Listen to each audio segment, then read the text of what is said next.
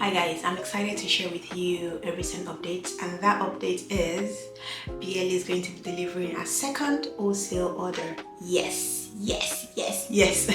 This is like a dream come true. I started BLE in 2019 delivering wholesale greeting cards to stores like ShopRite in Nigeria. From 2019 till date, that's about, I believe, 2021, 22, 23, 24, 25, 6 years. That's about 6 years. It's been an interesting journey since then. I've moved across countries and I relocated to Canada for almost 4 years ago. Starting a business from scratch is not as easy as it seems, but it's been quite interesting, I must say. It's been very interesting trying to build community from ground up, a new target audience, new target markets, ensuring that you can integrate into the system smoothly. And I must say that there's been a lot of ups and downs, but I'm here standing, thriving, and ensuring that I'm not giving up on this dream. And in this video right here, I shared about how creativity is not enough. I used to think, because if you're gifted or talented, that should be enough. But trust me, it's not. You need to ensure that you learn the skill sets to become a successful business owner, such as setting up the right system, setting up the right structure in place for your business to thrive and become successful. And that's one of the reasons why I haven't uploaded a second video, a follow-up video, because I wanted to share with you some of the successful strategies I've been implementing, and I wanted to show you results as to the things that I've been doing, the hacks, the tips, the tricks, and the hard work that has been going behind the scenes. So I'll be sharing that while packing the order, and I hope that it's going to help you in your creative business as well. All right, let's get started. I just want to speak from my heart, be sincere with you, and tell you how it is, raw, unscripted, real, and true. And the first strategy that I implemented was to ensure that I'm communicating my brand story to my target audience. And when I mean brand story, is ensuring that I communicate the feelings behind the brand. So not just posting, but why am I posting? What am I trying to share? And what kind of emotions do I want to communicate to my target audience? And obviously, when you start sharing your why and the reason why you exist as a brand, you're going to have some people that are going to unfollow you, some people are going to follow you for who you are, some people are going to stick around, and some people are going to leave. And that's okay, because if you do follow what you see online, sometimes you're going to get very discouraged. So I didn't let that get to me. I just kept going. Obviously, there were some months that I paused to recalibrate what I was doing, to ensure that I was posting for the right reasons and not because I just wanted to get visibility and just the likes, because that can be very deceiving. A lot of times the likes and the followers doesn't translate to sales, but being visible is very important, because you don't know who is watching. You might have sent a lot of emails to people and then they are observing what you're doing online, right?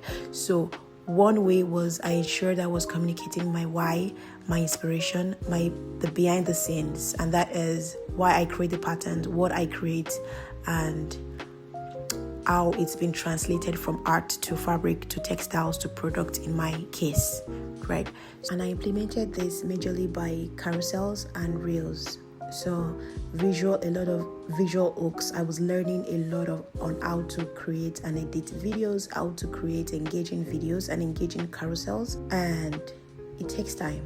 That's what I'm just going to tell you. It takes time. Sometimes you have to keep experimenting your ideas and experimenting some of the contents that you are creating, and keep refining and keep fine-tuning it. I'm still in the process of fine-tuning my content strategy, so it's not a one-way solution. You have to keep experimenting. So yeah, that was the first strategy. So the second strategy I would like to share is using social proof. Social proof pretty much is just encouraging your buyers to post photos of your product and ensuring that they tag your account.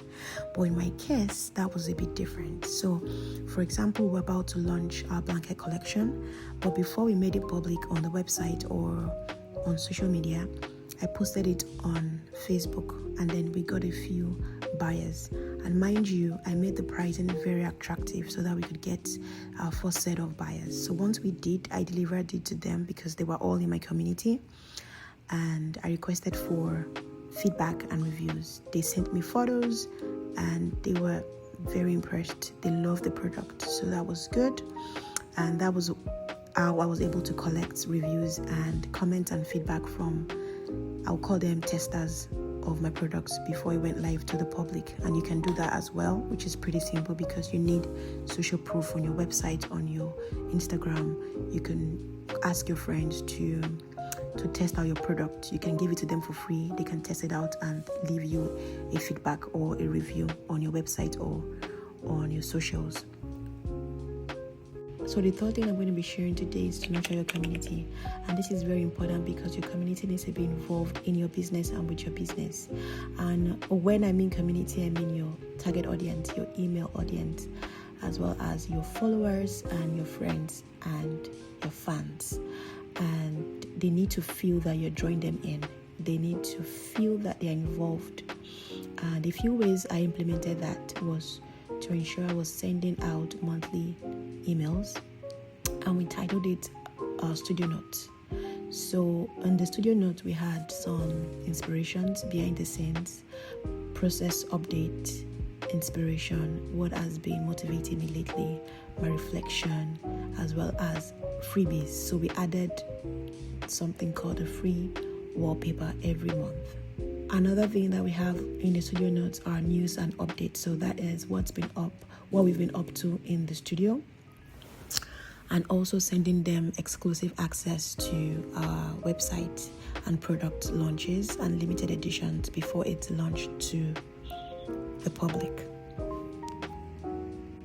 Another way we intend to nurture our community, which we haven't been doing that yet, is to provide more educative lifestyle content. And not just this is how to do this, but this is how we are doing this is how I am doing this, something more practical, and not just on social media but also on the blog posts, on our blog, on our website, and through our emails as well.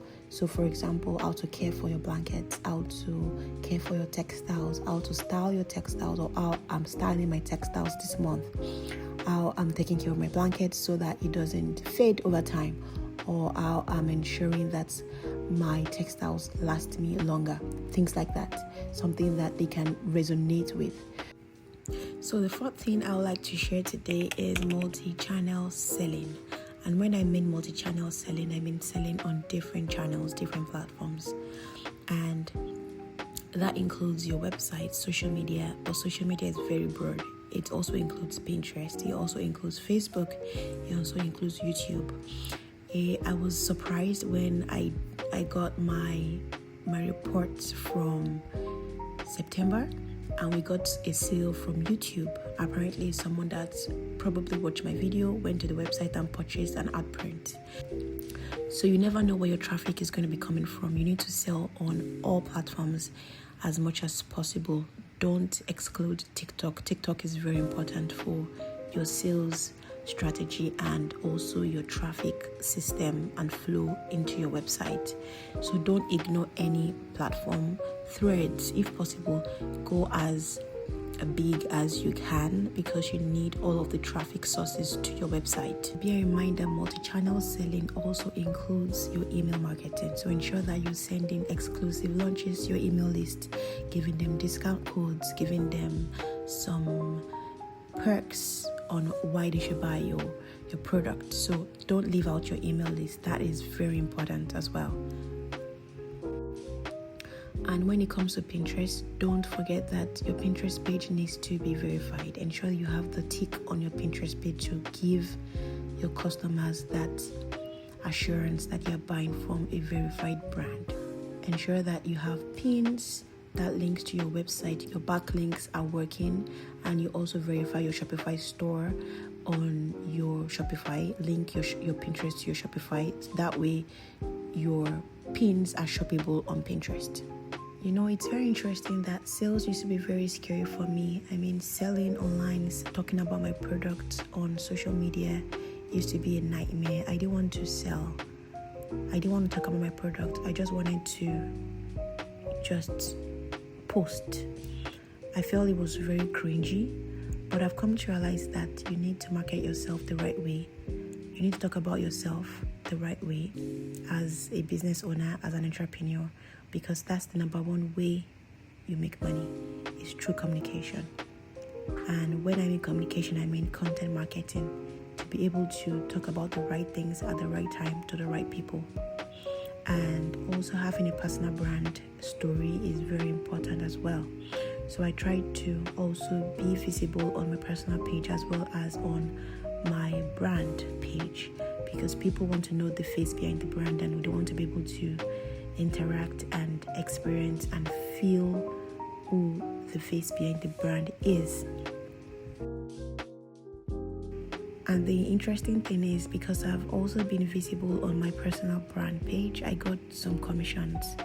I got some requests for commissions to paint some custom artwork for them.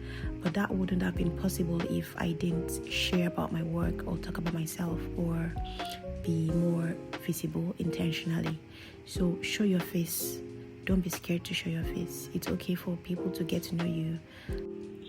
As long as you don't overshare all your personal details, it's okay. And if you are finding it difficult to show your face online, I'm just here to remind you that it's okay, and it gets easier over time. And after a few months of being consistent, you'll discover that you've been missing out all this while by not selling yourself. So don't shortchange yourself. You are gifted, you are talented, you are creative, and you have what it takes to sell. You have what it takes to shine your light, and you have what it takes to be different. Okay, so another strategy that I implemented was going back the old school way. And when I mean the old school way is sending cold emails. I'll say that this is one of my favorite strategies because it helps you connect with other people in your local community.